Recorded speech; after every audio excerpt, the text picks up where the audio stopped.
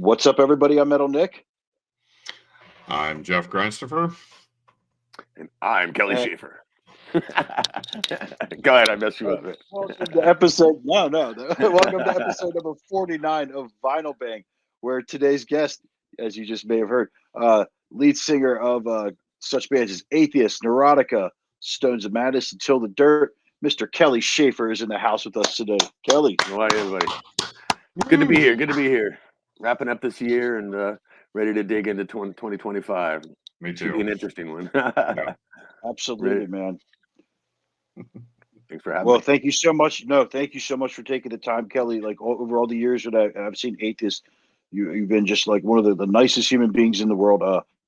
One time, this was maybe like my third or fourth time seeing you guys. You were at the Sonar in the small room with A Life Once Lost and Revocation, and I walked up to the bar and I was like, hey man, like, you know, this is like my third time seeing you guys. Like, you guys just, you know, I was trying to explain to you how great Unquestionable Presidents was, and you were just like, what's your name? And I told you, and you pulled your wallet out and bought me a shot right there at the bar. And I was like, dude, this guy is so fucking awesome. Oh man, you know, it's just a lot better than I've had so many experiences. Like when I was coming up with people that were dicks to me, you know, like from bands, you know, and I always swore to, and also Ronnie James Dio was like really a person that had an influence on me about, you know, how, you know, if you're on tour and you meet people, like you only got 5 minutes with them, you know what I mean? But for that person, if they've listened to your music for a while, then, you know, that 5 minutes is really important, you know? And so Dio was always like, he was one of the kindest people I ever met.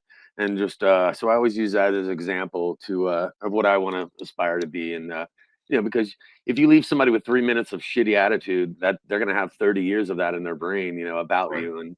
And I, you know, it's happened to me where I've met, you know, people that were somewhat heroes and they turned out to not be very kind. So it's something I've always, and it's a lot easier than being a dick, you know, it's to, you know, to be a nice person. Yeah, I love that philosophy. And again, I appreciate that. You're even, we have a picture of you, me, and Jeff at Maryland Death Fest the last time Atheist played. We were just taking a random selfie, and you just ran up into it. I was like, great, Kelly's here. Photo bombed you. We're so happy to have you on today. And, cool. and thanks for having me. Yeah, man, let's not waste any time. Let's go ahead and get started. What you got? So I thought I'd probably kind of start. You know, I picked out 10 albums that I felt like were like really important to me and in my development and you know, sort of carving out my what I ended up doing myself musically in one way or another. And a lot of times after 20 or 30 years of doing this, or 35 years I've been doing this, it's interesting to go back and listen to these records and hear the things that I stole from them.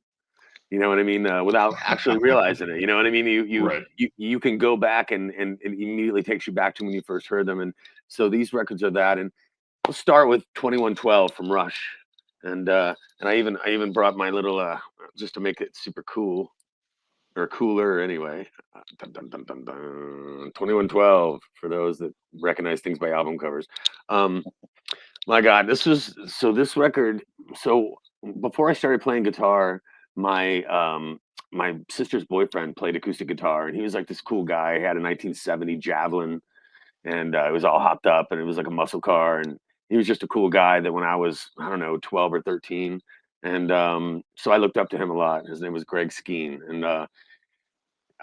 you know, he turned me on to so much cool music. And 2112 was like, you know how it starts off where he's sort of discovering how to play the guitar. So that's always been so synonymous with me. The very first electric guitar I got, I had to go get a phaser pedal, and I had to get a flange, you know, to try to get those Alex Lifeson sounds, you know. And but you know, I loved all of Rush, but 2112 in particular was just one that rings out to me because it was sort of going synonymously with me learning to play guitar, which is kind of what the, you know, how that album starts off. And I spent a lot of time. I started smoking pot pretty early in my life, and so at 13, you know, 14 years old, I was already smoking, and you know, just kind of really getting into music. I actually had a lot of vinyl when I was younger, and I'm so old that I had fucking 8 tracks as well. So I don't know if you guys have ever owned an 8 track before, but but I had Dirty Deeds on 8-track and all that. So my dad was a real big AC/DC fan, and there probably should be an AC/DC record on my list. And if there was, it would be Let There Be Rock. But anyway, 2112, just I spent so many dozens of hours listening to that album, and I still today think it's one of the most brilliant pieces of music that's ever been made. It's just lyrically, it's genius. That was another thing that I realized was a huge influence on me lyrically with Atheist is, just trying to be a wordsmith, trying to be clever with, you can say things 10 different ways, but, I always try to get the message across, but in a way that is as creative as possible. Because words are like music in a lot of ways. Like for me anyway, how you say something really has an effect on people. Sure. And how you fuck something up by saying something wrong can also have that same effect. So lyrically, in music, people kind of don't appreciate lyrics as much as they should. I think people need to spend a little more time. It's always about the beat or the guitar or the solo or whatever, but it's never about the lyrics that much. And with Rush, it was super important. I mean, all those lyrics. I learned more from music and lyrics than I ever did in school. Like Iron Maiden taught me so much. Like I learned, you know what I mean? If you think about the Rime of the Ancient Mariner, I had no fucking idea what that was, and Murders in the Rue Morgue. Sorry, I'm jumping over to Iron Maiden, but just you hear words and songs when you're impressionable and young. You think, what does that mean? And then you look it up and you think, holy shit, at that point you feel like, man, I went my whole life and I didn't know this word.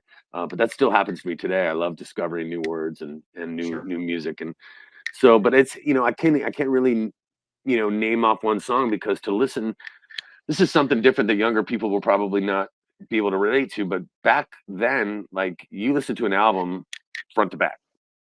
A good album was front to back. It wasn't just pop one song on or whatever. It was a 45-minute experience, and I had a lot of those experiences in a lot of different headspaces, experimenting with acid and smoking weed and stuff. And so, when you do that at a young age, it has a profound sort of effect on you, and it did on me. And I spent hours in a room just trying to learn how to play guitar like that.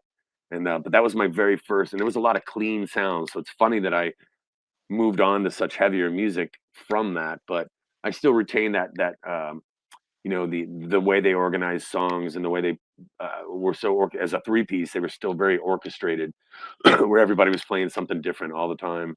Right. And so I always admired that. And yeah, I just can't say enough about the record. I mean, and then that was another time too. The great thing about vinyl is just to sit and look at it, and then turn it over and read it, and look at the pictures and wonder what they must be like. And, because you get really attached to an album, a good album, and it's kind of, I've always referred to music as kind of the soundtrack to my movie, Right. And any good movie has a quality soundtrack. You can ruin a really good movie with a shitty soundtrack.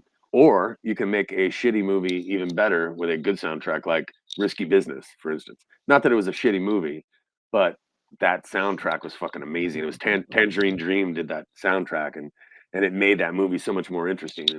And I think that a lot of television kind of misses the point of using older music to enhance visual scenes, And you hear a lot of modern music, but you don't hear a lot of can you imagine if something off of 2112 came blasting through, I don't know, Yellowstone or something, or a modern show, you don't hear that very much for some reason, and nobody ever digs back on that. So, but yeah, just an immeasurable album for me, and a lot of the very first building blocks for my musical pursuit.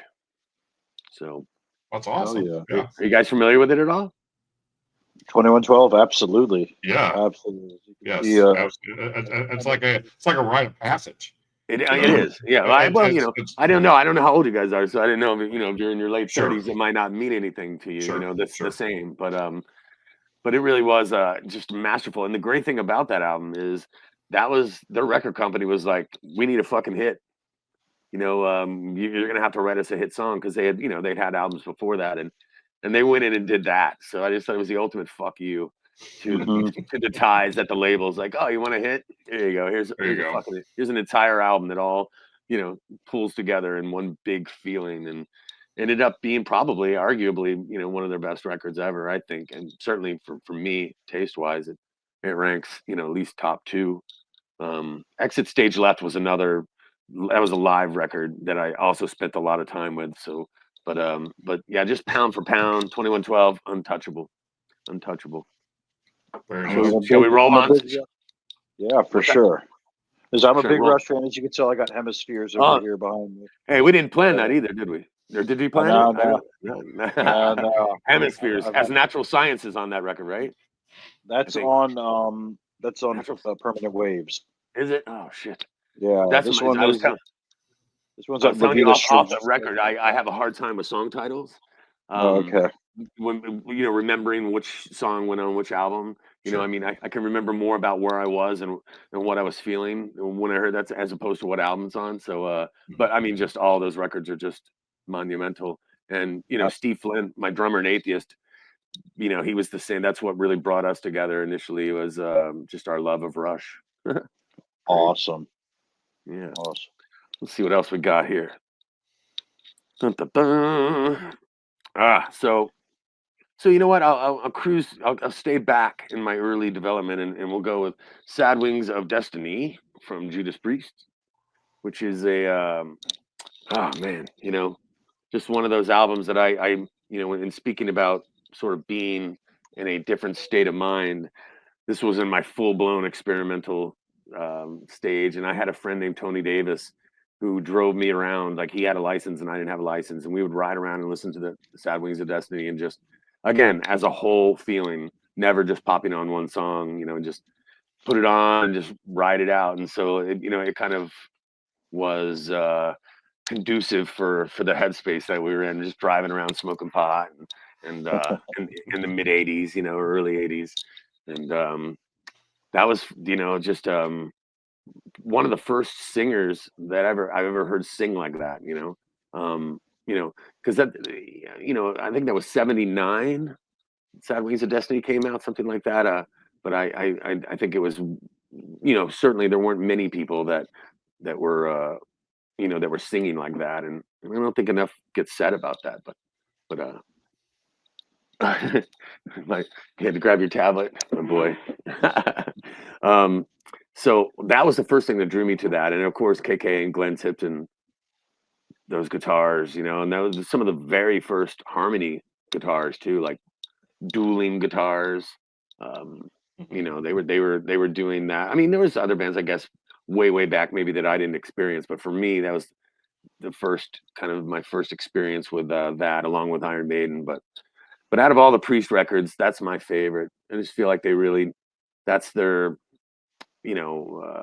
shining crown to me. I'd be curious to know what they think, like what their actual feelings are, which it's hard to pick a favorite record, but there has to be one, I think, in your repertoire, that, I mean, I don't know how many records they have, Judas Priest, but there's some that are, I mean, Rock-a-Rolla was a great record as well in 1974. Yeah.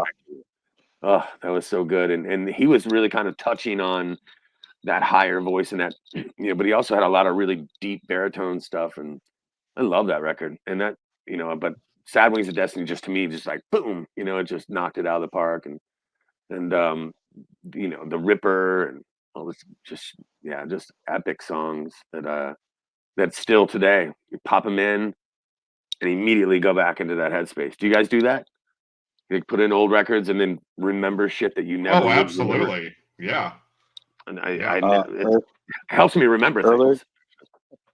Earlier today, I was listening to Dr. Feelgood, which is an early album for me as a metalhead, and it really put me in a moment in time when I got that album, and it just. My father was a musician, and I think he took a liking that I was getting into music. So he was buying me a lot of like accessories from that album, like buttons, keychains, like posters, and that was a special time in my life. Was that your first Motley Crue record? Yes. How old are you? I'm 43. Okay. Yeah. So you jumped into Motley Crue at Dr. Feelgood. Did you go back to like the first album? For Yeah, sure. that was, Like when I was in the third grade when that came out, and it was just like hit after hit after hit was on MTV, and I was just so mesmerized by them. Their second hit was Home Sweet Home kick, or something. Like, Kickstart My Kickstart Heart. My Heart. Yeah. And there's like a little like montage in the middle of all their old music videos. So like, there was no YouTube back then, but like if you were lucky, MTV would every now and then play. But I for like birthdays and Christmases, I would ask for. I remember a friend's mom asking her to get me "Shout at the Devil" for my birthday, and like they were Fucking just great like, I don't record. know if we.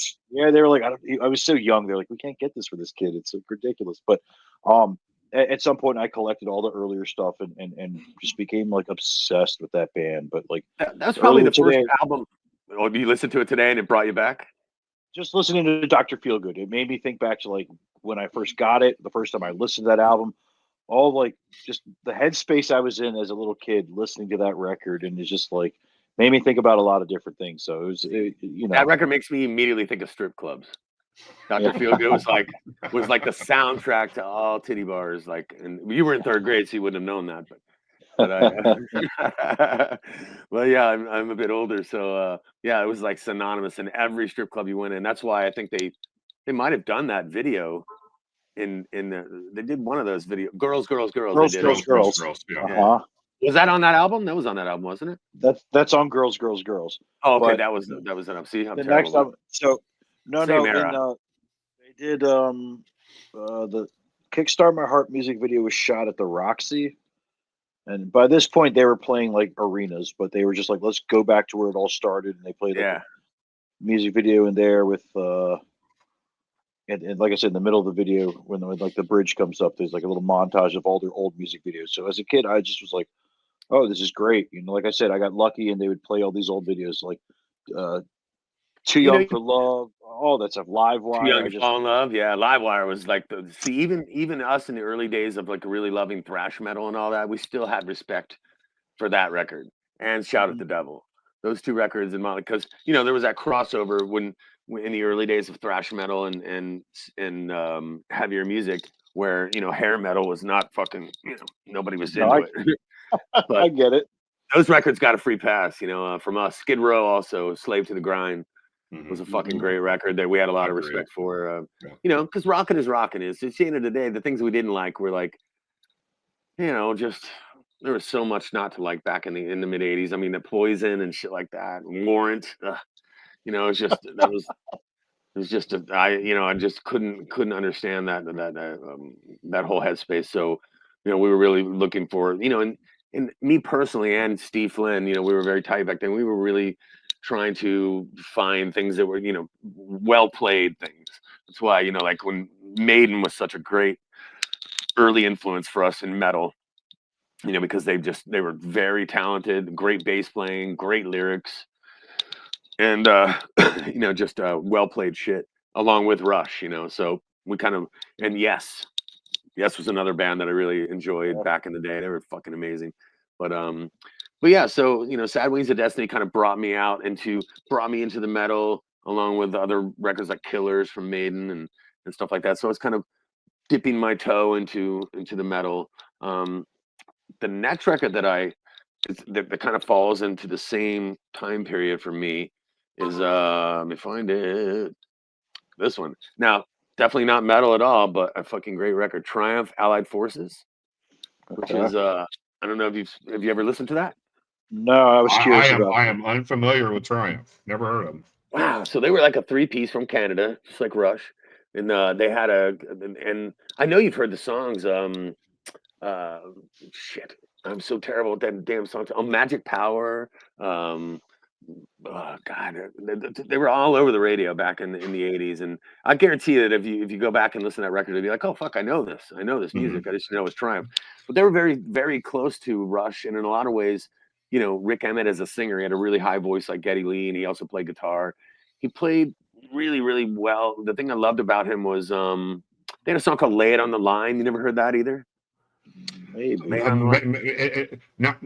I don't recognize it right off the bat, but I'm sure, like I said, if I did hear it, I'd be like, oh. They were one of those bands that really kind of got, they in the early days of MTV, like, I remember, I'm so old that I remember the very first day of MTV. They played Zebra, this band called Zebra, from way back then, and they had a song called "Who's Behind the Door," and so that was kind of the only one. There was very few rock things that they would play other than like Def Leppard and shit like that. But so as time went on with MTV, they started to play a little bit of metal, and Run to the Hills from Maiden, when they started playing that, it was exciting to see it because, you hear it and it's one thing, but to see the characters that are playing it makes it, so much more fun. But Sure. but I saw Triumph in concert like on a couple of occasions, and they have another record called Rock and Roll Machine that's really great. And Rick Emmett is just this underappreciated guitar player that not a lot of people know about, but he played with very little. Do you guys play guitar at all?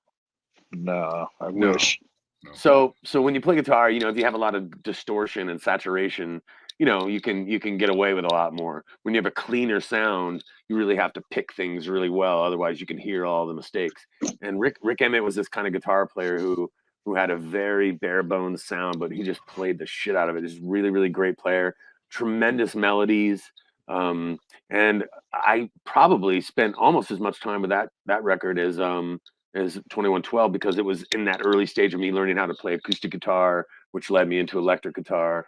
And so I was learning all, the actual full chords of, like full D, a full G and all that instead of bar chords. And so that band really kind of helped me learn how to finger pick. They were key into that. And so that's another thing that's really kind of cool is that as a musician, you kind of find things from each one of these bands that you sort of like and enjoy. And like I said, you kind of use those influences to carve your own way. And Sure. I can never sing like Rick Emmett, never would want to. He sings really, really high, but really strong.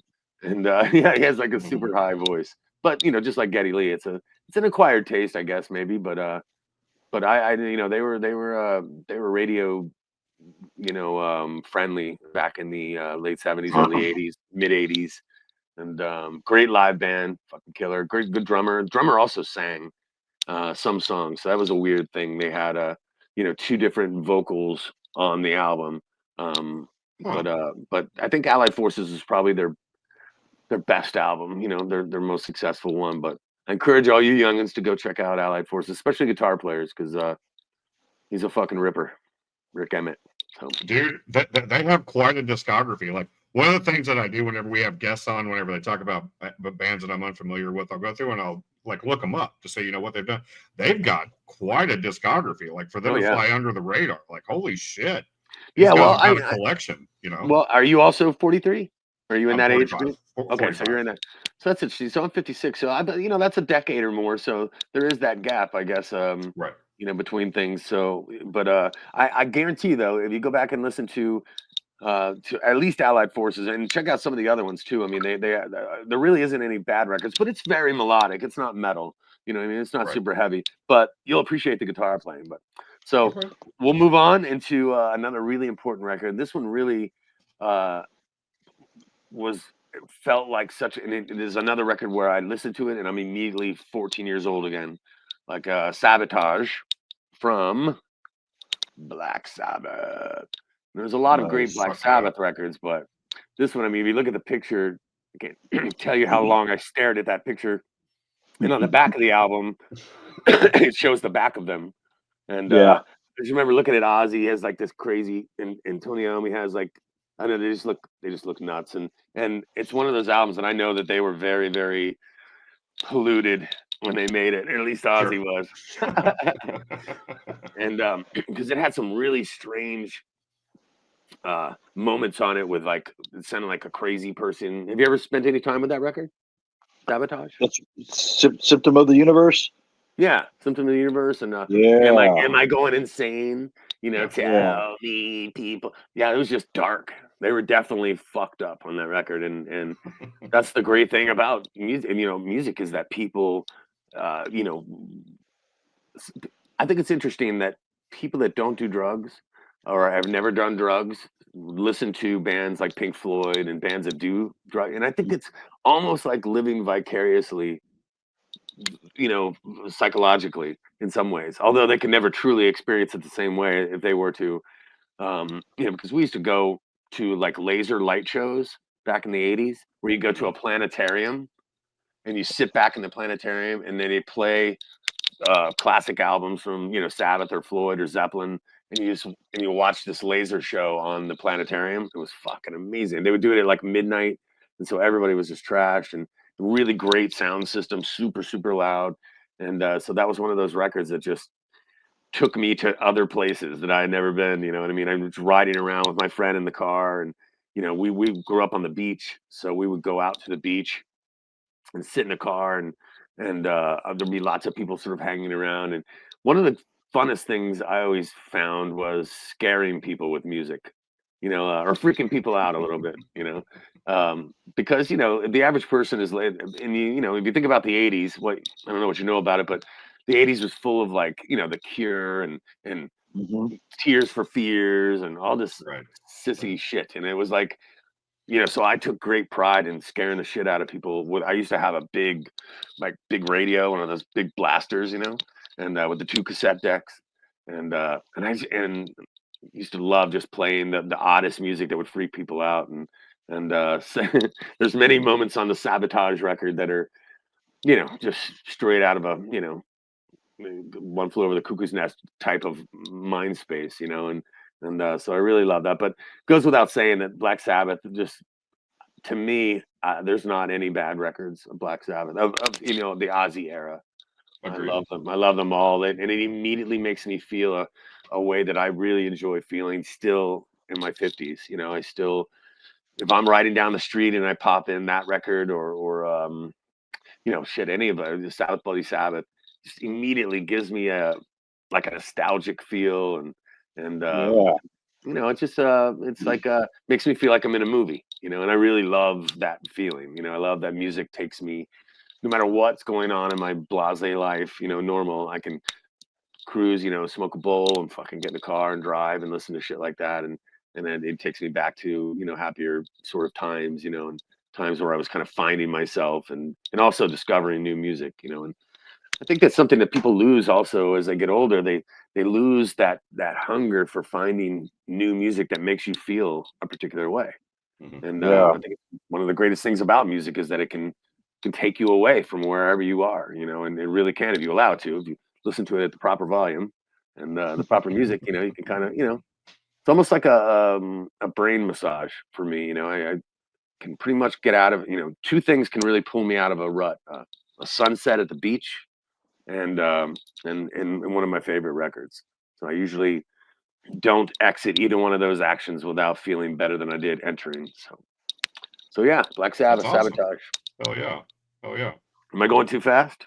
No, dude, not at all. All right. I was just going to say that Symptom of the Universe, definitely my favorite Sabbath song. Sabotage I wouldn't pick as my favorite album, but that's an interesting pick because it's a unique record from them, and it was really, really awesome. I'm not even sure that it's my favorite, but it's one that really the other one would be Technical Ecstasy, which is, I know, not a lot of people's favorite Sabbath record, but I fucking love that record. I like it when they were doing all kinds of weird shit, where it wasn't super basic, because when they first started, they really wanted to scare people too.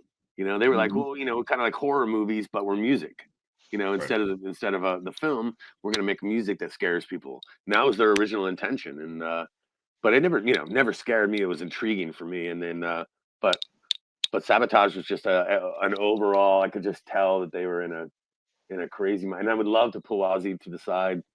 I toured with Ozzy with Neurotica, and I never got a chance to like sit down and ask him questions. I would love something like this with Ozzy. Can you imagine? Like, hey man, how high were you when you did Sabotage? Not fucking hell, it was fucking high.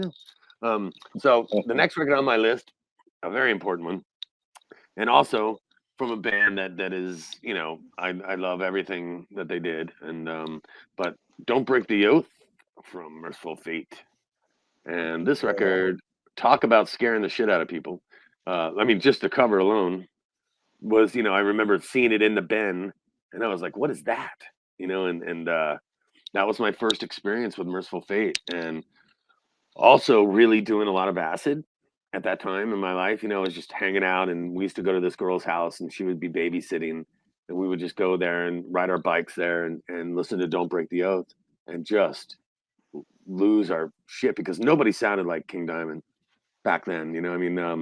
nobody that we knew anyway. So he was like different than Rob Halford or Bruce Dickinson in terms of the vocals. And have you spent any time with that record?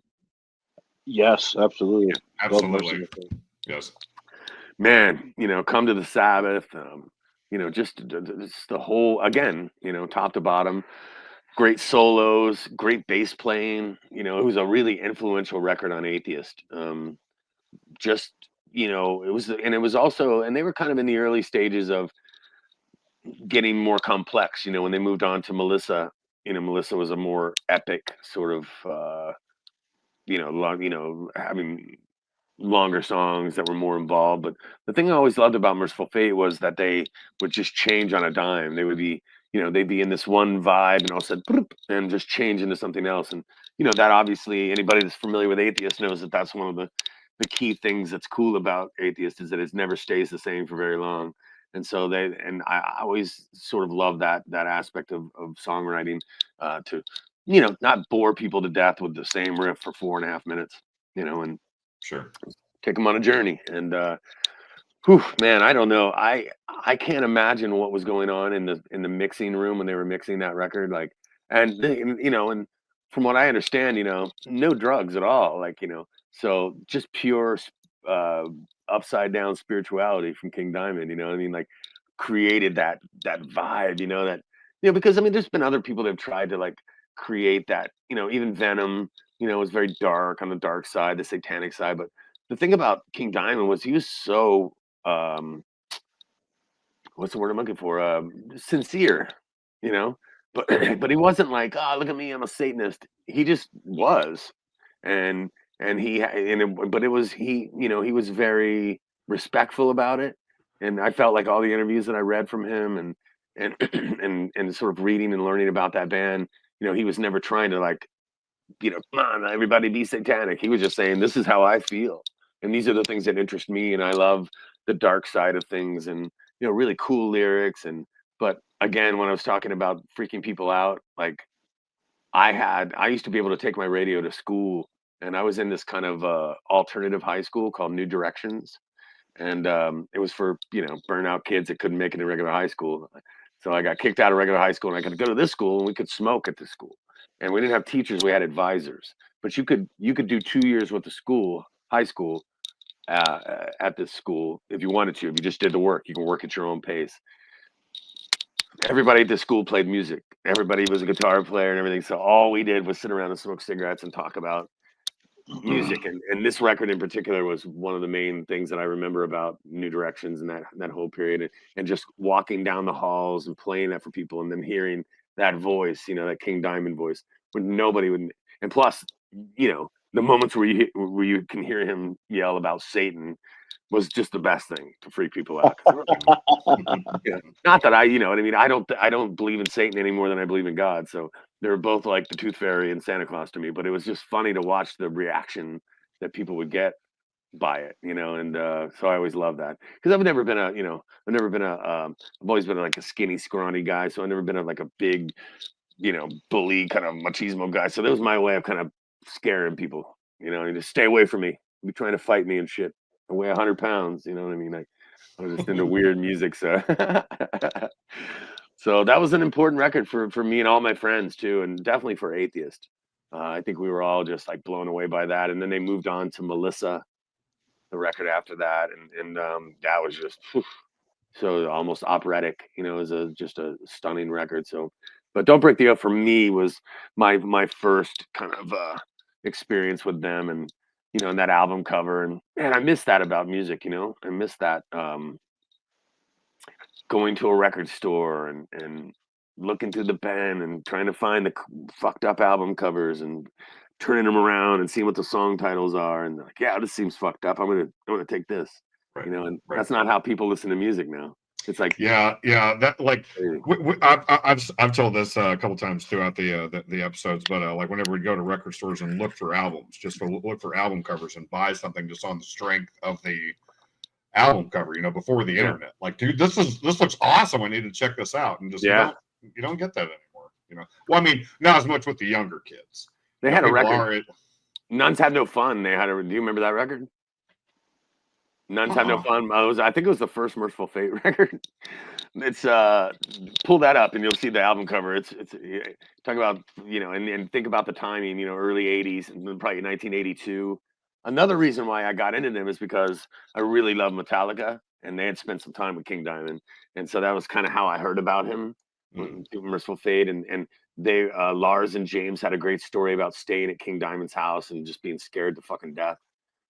Because he had all these, you know, altars and all this weird shit. And obviously he was, you know, I can't imagine being his friend and being in another local band.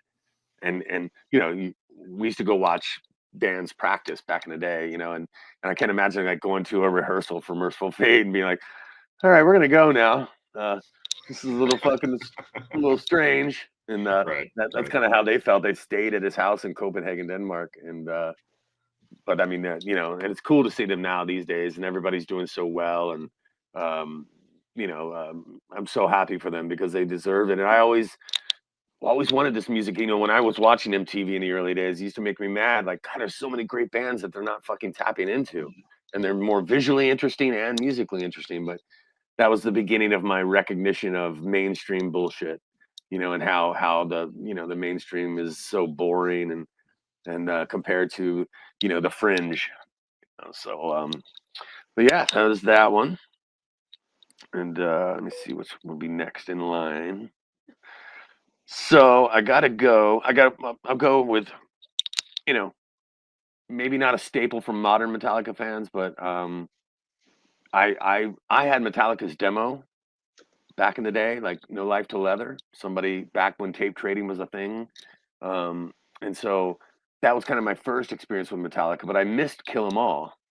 And my first experience with Metallica, really, other than the demo, was Ride the Lightning. And I just think it's probably my favorite Metallica album because it's just vodka soaked, fucking Hetfield down picking monster. You know, just crushed everything. The guitar sound alone revolutionized metal. Like you know, Metallica were one of the first guys to really kind of quadruple and like stack the guitars. They would do you guys play guitar at all? No, I wish. So when you record your guitars, you know, back in the day, they would do a stereo left and a stereo right, you know, and maybe even just one track of guitar, and they would just pan it left and right. Well, Hetfield would do 6 tracks per side. So and he played so precisely that like it sounded like one wall of guitars. And Kirk Hammett didn't even play on the early Metallica records. He didn't play the rhythms. He played solos, but he didn't play any of the rhythms because James was so rock solid as a player. And his down picking is legendary. Like he just, you know, some people go ding, ding, ding, and he was just like, and it's really, really hard to be precise as a down picker. And he's one of the great ones to do it. But Fight Fire with Fire, I mean, just so many great songs. I mean, I feel like, you know, they came out of Kill 'Em All and went into this record just on fire. And I'd be also curious to see what they think in their grand scheme of discography, where Ride the Lightning rode with them. But to me, it was just the sound of that guitar was put them a step above Maiden and Priest and all the metal stuff that I loved. It just had a sonic crunch to it that nobody else had, except for Anthrax. Anthrax was one of the, you know, Scott Ian had a very chunky guitar sound too that was kind of, we were all very envious of. And when you palm mute it, like zoom, zoom, zoom, zoom, you know, it just sounded different. Like Judas Priest and Maiden, when they would do that, it sounded like ging, ging, ging, ging. It didn't have the same zoom, zoom, zoom. But when you stack guitars, play one part exactly the same 6 times, it becomes, you know, it's never perfect. So you get this natural chorus sound, and so it just sounds really, really big. And so when you play it really tight, it's powerful. And so that was the first thing that grabbed me about that album. And James's lyrics were really fucking cool on that album. And so that was and still is, even though Master Puppets was a great record after, and they lost me after that, but you know, in terms of early Metallica records, Ride the Lightning was super important to me because that's when I really started like crunching up my guitar, learning to really play, triplet picking, and all this new style of metal that took us beyond Priest and Maiden. And I think anybody that remembers when Metallica first entered the scene back then, that was one of the unique things that separated the men from the boys back then. And I don't mean any disrespect to Maiden and Priest. It just fucking upped the level of heavy. Like, oh, what is this? This thrash metal. Like Five Fire with Fire was one of the first double bass songs I think probably we ever heard, you know. And listening back now, it's kind of cool because you listen to a double bass record in 2024 and, you know, the kick drums are very sampled and they sound way different. Like you can hear the inconsistency of his feet back then, you know, like, because your feet never hit quite the same way each time. And so that sound, even though it's imperfect, it's perfect for me, you know what I mean? I love listening to that. And I think Flemming Rasmussen was the guy that produced that record. And he did just a great job of just capturing what Metallica must have been like back then in the mid 80s and top to bottom, flawless record, I think. So that is my next choice.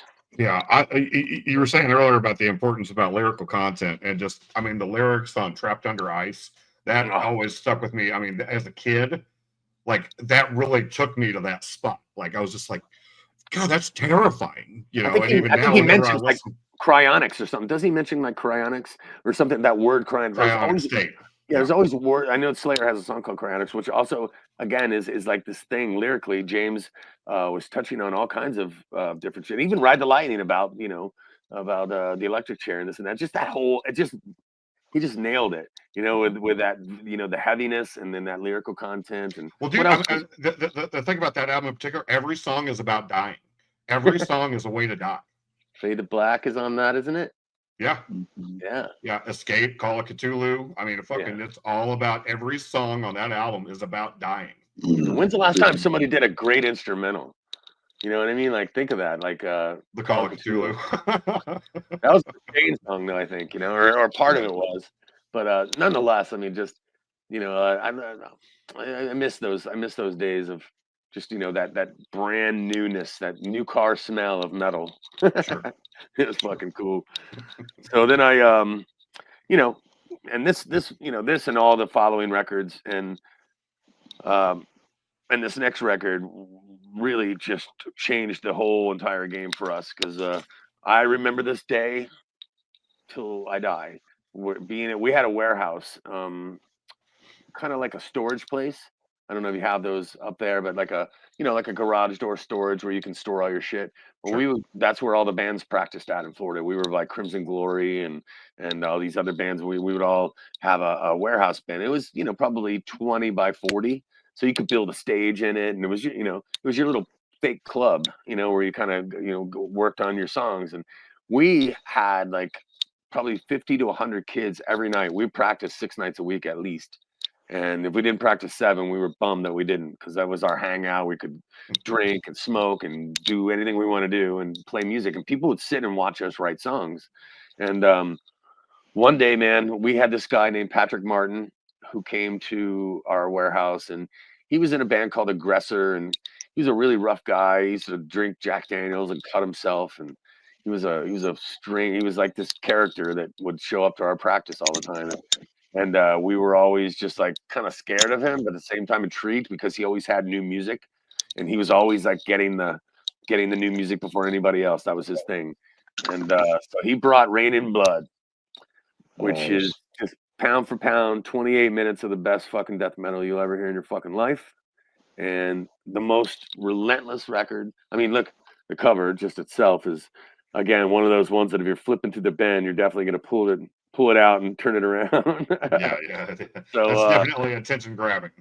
And it changed our world, because, you know, we were already a band at that point. I think we were still Ravage, or might have just been turning into Atheist. But Dave Lombardo's performance on this record is, you know, still to this day revolutionary. You know, the double bass moment in Angel of Death, and just the relentless factor. Also the production, you know, having Rick Rubin produce this record, who was a guy that had done like The Cult and What else has he done? Beastie Boys. Beastie Boys, yeah.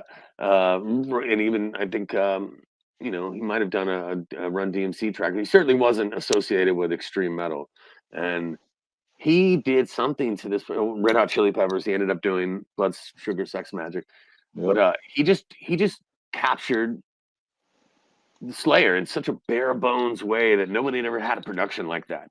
Because the early Priest, even early Maiden, had bigger sounding snare drums. There was still kind of that not arena rock, but arena metal vibe to it, where it was big, wasn't like in your face. That whole record was fucking right there at your nose, like it was gonna beat the shit out of you the whole time, and no song could end. And it's something still to this day where I don't like a lot of time in between songs on a record. If I make a record, I don't want 4 seconds to happen in between my songs.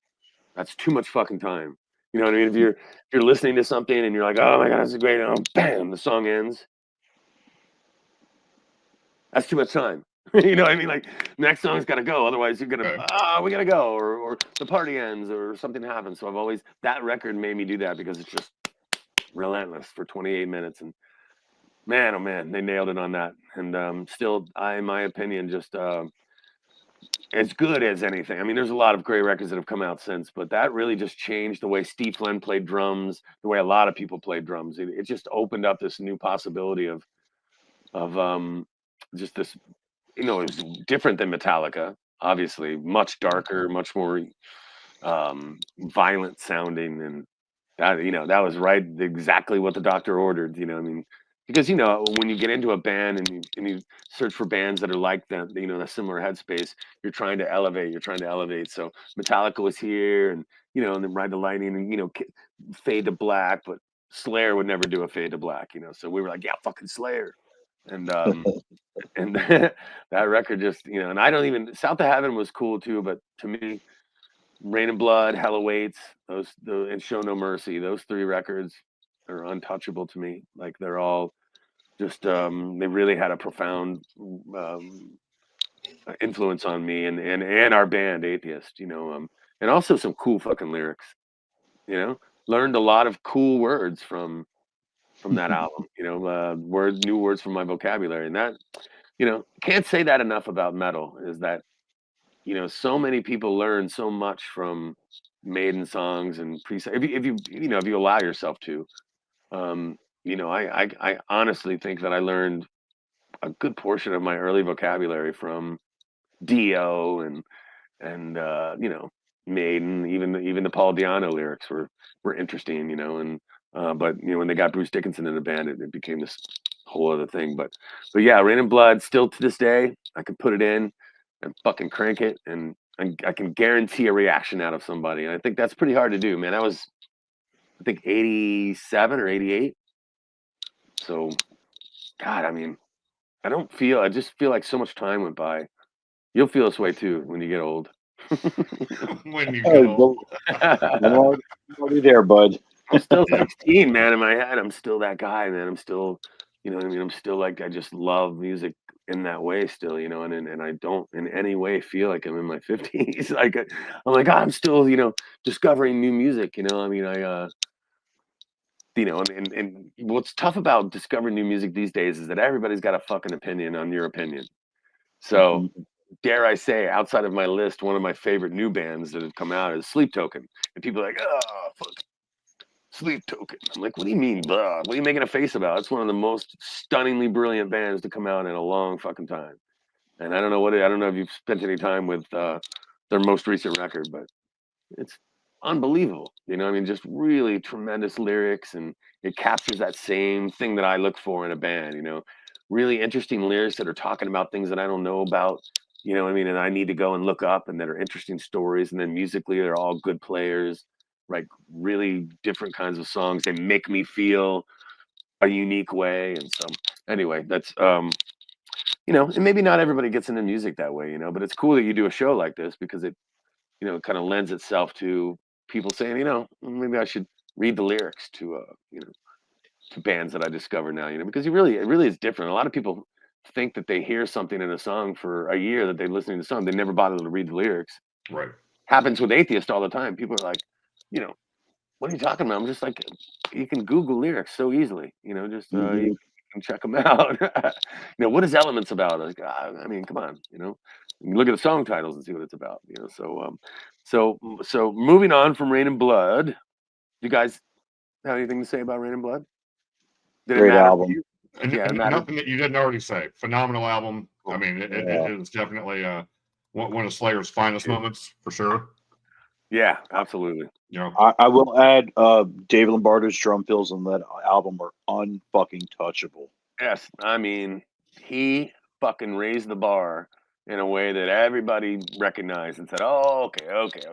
You know, we went from Lars to that. You know, it was a big jump, man. Also, they were key in crossover, combining punk rock with metal, and you know that shit. You know, they kind of had a punk rock fucking gnarliness to them, and that was when that crossover happened, where you could have a punk band like DRI and Slayer sort of be mentioned in the same breath, or even in the same show. They were the band that kind of made that happen, and that, you know, many bands, and then that's kind of where hardcore came from. I think, you know, today's hardcore comes from a sort of a morphine of punk rock and metal, you know, and but now it's and then a modern element to add to it with the breakdowns and shit like that, you know. So, right. but my next one, let's see, who's on to, yeah, so outside the metal sort of feeling, Jane's Addiction, Nothing Shocking. So, are you familiar with this record at all? I've dabbled with Nothing Shocking. I was more into a Ritual de la Habitual, or I'm more familiar with that album more than I am Nothing Shocking, but that is a great album for sure. Yeah, Ocean Size. You know, obviously there's a Jane Says version on there. You know, Perry Farrell in his heyday was fucking amazing. Like today, you know, obviously he's had a tough year. So, you know, and somebody digging into Perry Farrell 2024 might not understand what I'm talking about now, but they really were, you know, this sort of college, you know, tripped out kind of heroin band, you know, like Right. but you know, with all these kind of weird stories and this feminine quality to his voice, but it was kind of punk, and the way he sang, the way he pronounced words, it was kind of one of the first. This record was the first time that I kind of wanted to not scream and wanted to sing as well, because I have a singing voice as well, and that I can't use an Atheist. And you know, he was not a good singer, so I was like, well, fuck, he could sing, I can sing. You know what I mean? If he can get away with that, I can get away. You know, I can get away with, you know, I don't have to be Bruce Dickinson. I could be that, you know. And Sure. he always had this kind of, you know, every guy's voice, but also he had a very feminine quality to it that women really liked a lot, and I thought that was interesting. And visually, they were really artsy and cool, and also at the time, I was going through a really bad breakup with a girl I had been with since I was like 17 years old, 16, 17, and I had met this new girl, and she turned me on to Jane's Addiction, and we used to listen to the live record as well. I can't remember what that was called, but we would ride around in a friend of hers car with a cooler full of beer in the back, and she was like this. She was completely different than the girl that I had been with, and so you know how it is when you're younger, like you get all obsessed with some chick or something, and so everything about her um, involved this record, and I was just really into her and this record, and so it kind of went synonymously, and then carried on into my life as an adult, where I found a different headspace for it. It didn't just mean that to me, but I still immediately think of her when I hear that record. But it was just cool because I was kind of way outside in metal land when I met her, and she definitely was not into metal at all. But she was kind of showing me her wares, and I was showing her mine, and we were both kind of enjoying the different kinds of music that we listened to, but a kindred interest in each other's music as well. And so Nothing Shocking was that, and you know, I Ritual was also a great record, and I spent probably an equal amount of time, but it was a little just a little less raw than Nothing Shocking, I thought, you know. But great album cover, and you know that the story of the album cover, and his girlfriend at the time is what all that was sort of modeled after. And they were kind of mysterious, you know. They were. I had a friend who was a promoter here in Tampa. His name is Tony Refugiato, and he brought them to Tampa for the very first time, St. Petersburg actually, and you know, it was a big deal back then, and just kind of one of those bands that you never thought you'd get to see unless you lived in LA.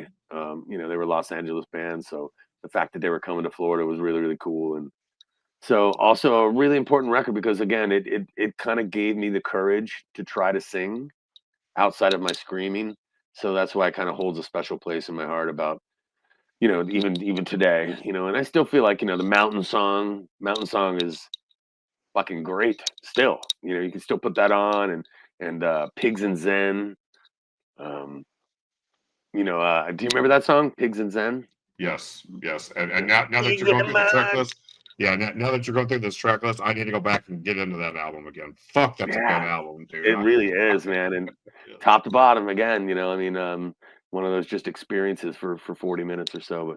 But and it was just kind of angry too, you know, but it was angry in a non-metal way, and that's I think one of the reasons why I really liked it as well.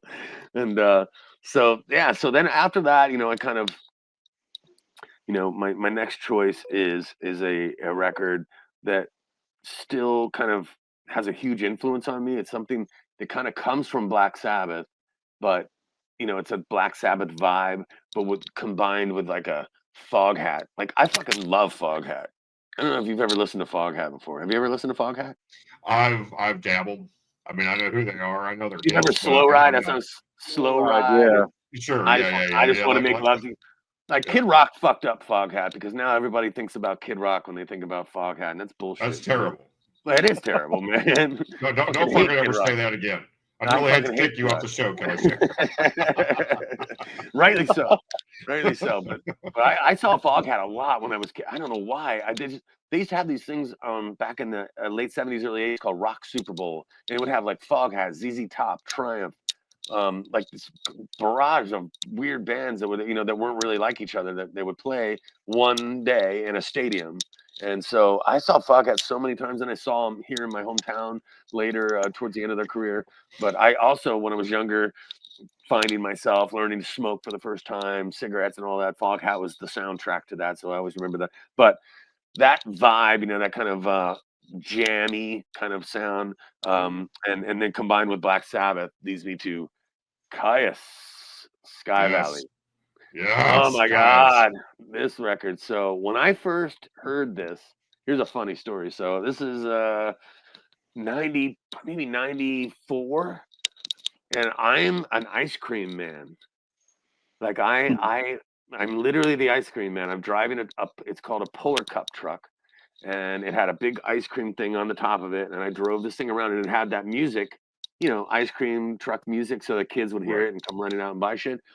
I put that album in there and drove through the hood because I was selling like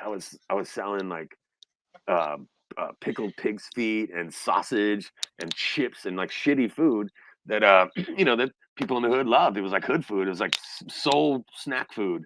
And so while the other people that drove those trucks were scared to go in the neighborhood, I was a crazy long-haired, you know, they loved me. You know, it was great. I fit right in. You know, it was just but I would play that album through the speakers of that truck. So when I came pulling up, I mean, and those guys used to come and like trade me blunts for a snow cone. I had snow cones and all that shit. And such a weird year of my life, man. It was like, you know, I got robbed twice, you know, in that neighborhood. But I mean, for the most part, man, they treated me really, really well. I love Black people, and I love their culture, and I love their music, and I loved driving to the hood, and I made so many great friends out of that. But they used to think I was out of my fucking mind playing that record, you know, coming down the street on a, you know, you could hear it really, really well. So the odd thing about it was the whole time that I was doing that, I was playing it in a cassette player that was playing it faster than it actually was. No. So that was the only time that I listened to that record was in that truck, you know, and that was my first experience with it. And then when I finally got a car that had a cassette player, and I took that cassette and played it, and it was slowed down. I was like, what is wrong? What is wrong? So, I mean, I spent a couple of months listening to Sky Valley at just a slightly faster pace than it is, which if you're familiar with the album, you know, there's a lot of slow grooves, you know, it's a sludgy kind of record. So to hear it like that and then suddenly hear it slowed down, it took me, you know, a minute to kind of get back into it because I was so attached to the pace of it. Now I wouldn't, you know, now it's, you know, completely void of how it sounded like that. But I love top to bottom. That record to me was like, and still is like, just so fucking cool, man. Every time I put that record on, especially driving long distances, if I have a long drive or we're touring or something, man, it just immediately sounds like an old 1970 customized van with carpet on the walls and a fucking fuzzy dice hanging off the fucking mirror and just smoking weed and bell bottoms, and I don't know, it evokes so much imagery for me. And you know, and it's interesting to when I went on to find out a lot more about Caius, and you know, obviously Josh went on to do Queens of the Stone Age, and I can't stand him now. Like, you know, as a person, like, he annoys the shit out of me. He's still a brilliant musician, and I have a lot of respect for him.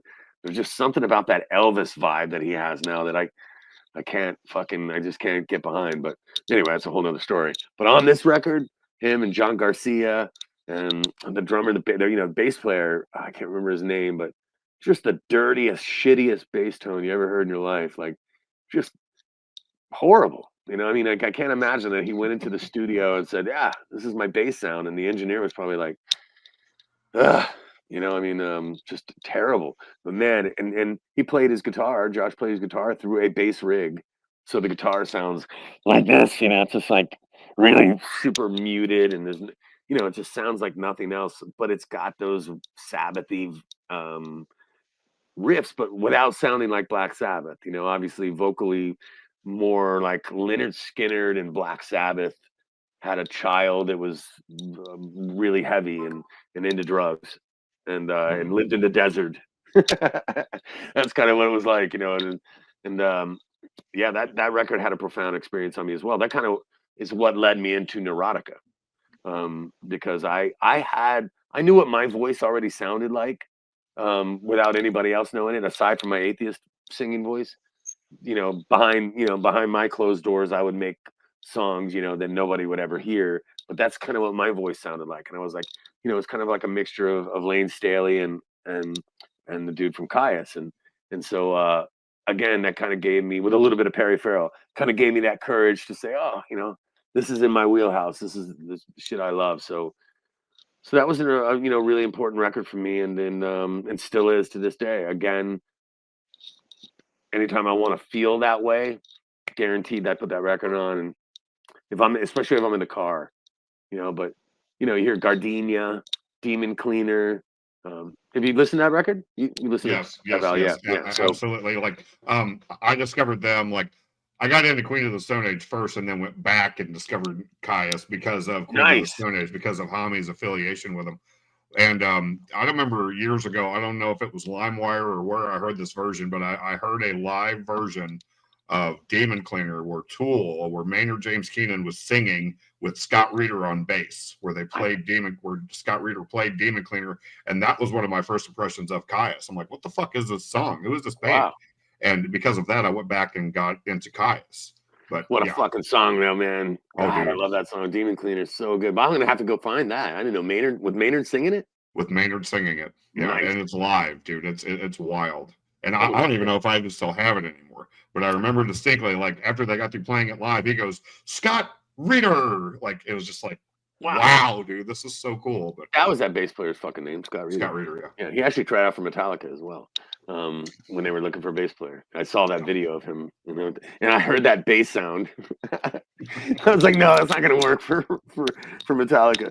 But yeah, I just, you know, that's one of those bands that encapsulated their environment. You know, they lived in the desert and they fucking were tripping on shrooms and all of those things, like, just wove themselves into their sound, and it's authentic. And I think that, you know, that's what you really want to look for. That's what I look for in bands, you know, bands that sound like where they come from, sort of, you know what I mean? Where they're a product of their environment. That's what I was getting ready to say, a product of their environment. Yeah.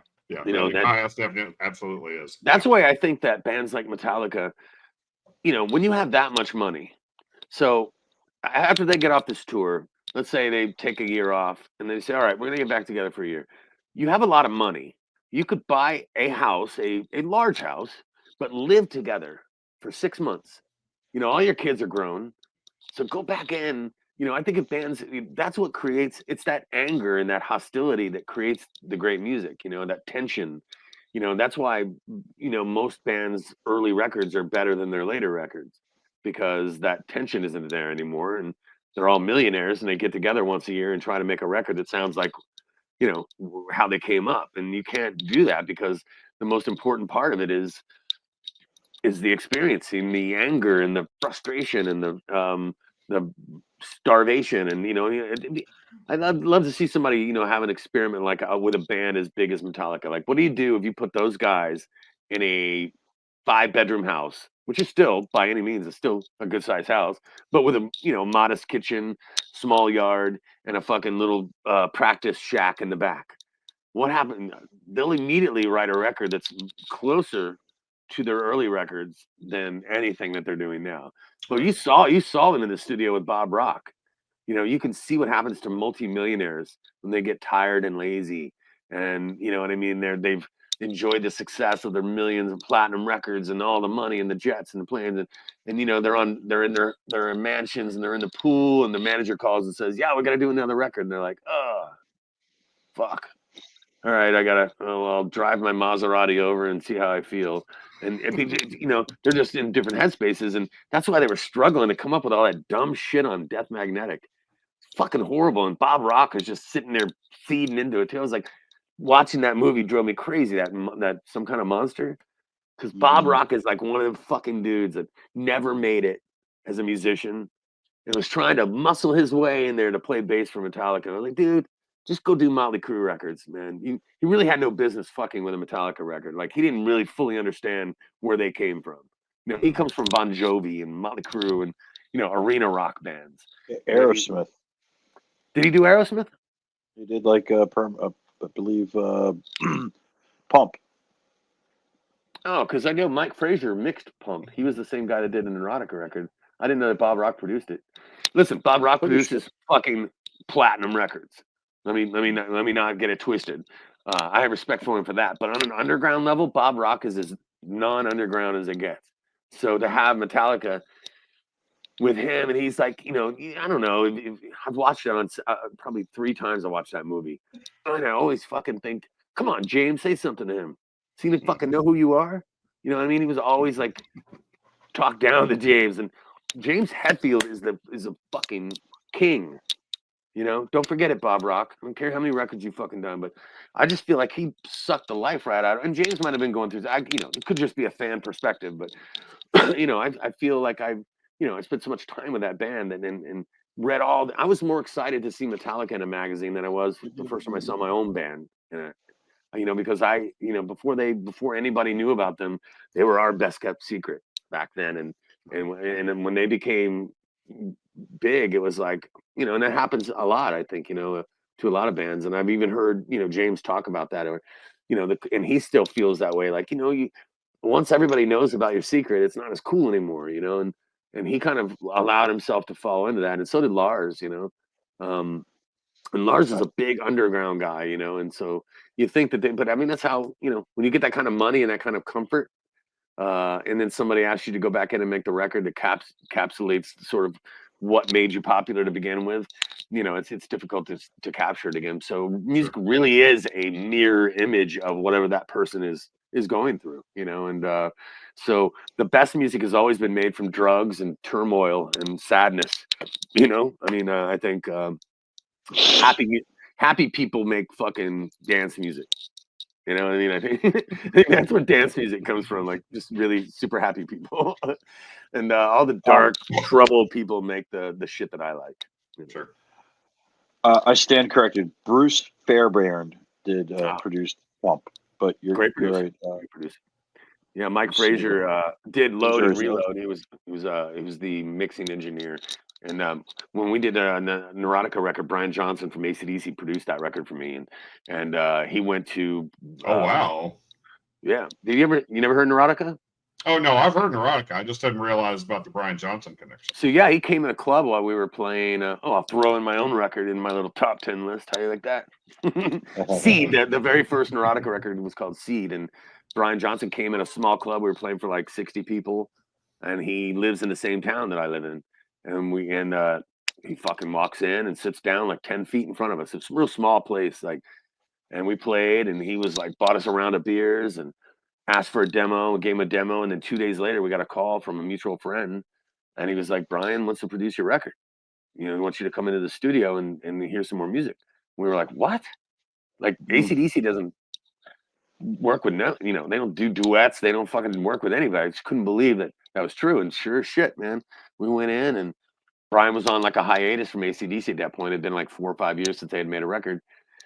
He was just eager to work, on some music, and he heard a couple of songs that I had written, that we had written as a band, and really liked it. And so next thing you know, I was behind a microphone looking through the glass at the fucking King of Rock producing our shit. I was like, holy it was just, from an underground metal kid, I was just blown away to even be there. Sure. It was just and then he became a great friend and a really just a good man. He really was instrumental in getting Neurotica signed, and in the beginning, helping us out, and eventually signing with Vince McMahon's label at the WWE. And so it was, I don't know how I got into this story.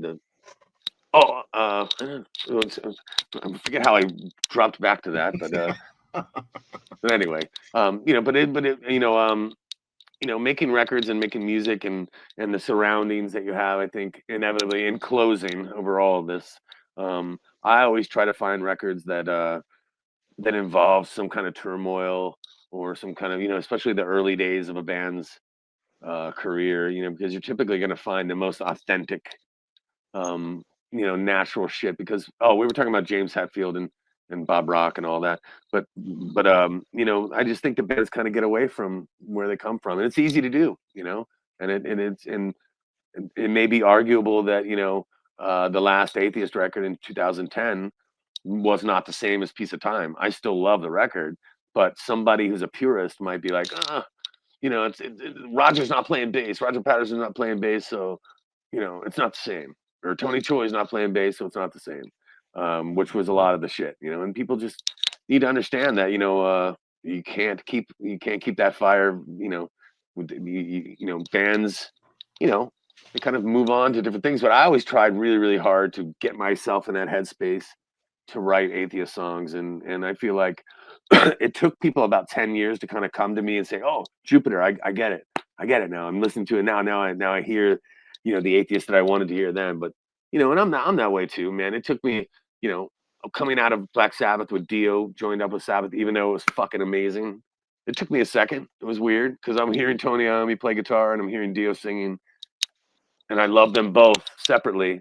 So it was kind of like watching your parents split up and join another couple. It was like, oh, wait a minute, Dio and Tony Iommi, holy shit! But oh my god, if I had a top 20 list, the Mob Rules would definitely be on that. Heaven and Hell, those are so important. Those are also records that, again, they provide a soundtrack for whatever moment you're in. So, in closing, I think that's my whole theme here, is that I always try to find things that will take me to a particular headspace.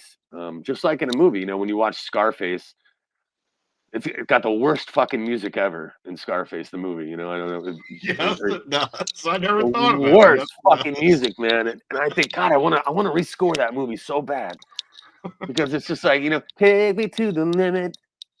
Like fucking disco, like one of the hardest movies ever made. Like just really rush to the yayo. I forgot about that one. Well, think about it, man. And now, what if Scarface? People should start doing that. People should start rescoring classic movies. That'd be fucking amazing. I wonder if they're legally able to do that. Fuck it, you could do it anyway. You could have AI do it or something. No, it wouldn't be the same. But take really classic, like Goodfellas. Goodfellas has a lot of great music in it, but it'd be interesting to kind of change it up with certain scenes, you know, Mm-hmm. because I think one of the things that's missing cinematically right now in movies is, you know, imagine if you're having a violent, bloody, gory scene, are you gonna have I don't know, a Fleetwood Mac song, or are you gonna have a Slaughter to Prevail song? You know, obviously that sound of the Slaughter to Prevail is gonna be like, it's gonna intensify that scene of somebody getting murdered viciously. But you can also do that with a weird Doors song, you know. You can play like fucking "This Is the End," and it immediately like puts you in a headspace. So whatever visually is happening is going to be intensified by that, and that's what made what was that movie, Apocalypse Now? What made that movie so fucking cool. Mm-hmm. All that weird Doors music and that sort of late 60s darkness of people just getting really, really fucked up, and combined with the imagery of war and all that. But anyway, well, I fucking have had a great time, man. Dude, this is awesome. This is so fun, Kelly. Thank you so like, much, man. I told you I'm a chatty motherfucker. No, appreciate it. This is your awesome. Man. No, thank you so much for coming on. Those were some great stories and some legendary albums that you shared with us today. So cool. I hope it was worth watching. dude, yes. This was so much fun hearing your perspective on everything and hearing the stories and just. Well, listen, we're coming back and doing a tour, I think, in April with Atheist, and so come to hit me up so I can put you on the list. Come to the show, let's hang out and have some shots. Absolutely. And, I look forward to seeing you guys. Fuck yeah, Kelly. Awesome. Cool, man. Thank you so much, man. Well, thank you everybody out in Metal Land and Record Land, and fucking thanks for having me. Thank you, sir. We will see you all next week. Thank you.